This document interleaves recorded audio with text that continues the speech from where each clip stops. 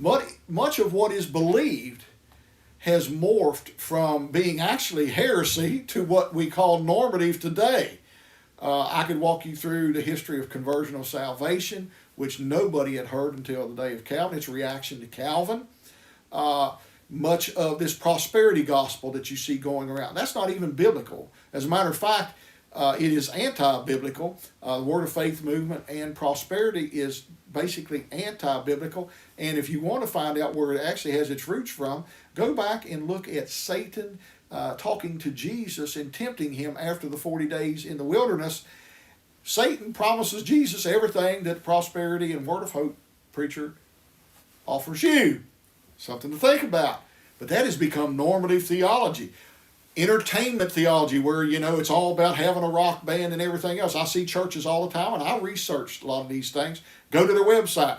They won't tell you what they believe because they don't believe in anything, but they'll tell you, well, we got a great band. Well, that's fine. But where are your core beliefs?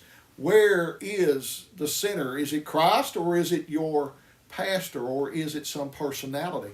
That has happened to many folks today. Much of what people are now pushing as end time is not even biblical.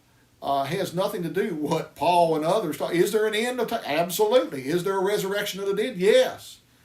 I hate to break it to you, 666 is near on Caesar. I hate to break it to you. Any way you fluff it out, that's what it comes to.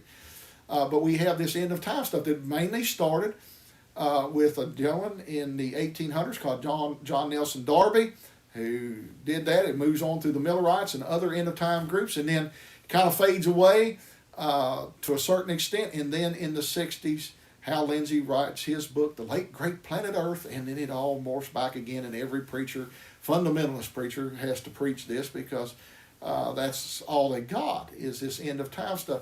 Much of it's not even biblical. To be honest with you, much of what's preached about Satan and hell is not even in the Bible. Much of it comes from Dante's Inferno and Milton's Paradise Lost and from the Apocrypha in other places. So again, not from the canon of the Bible.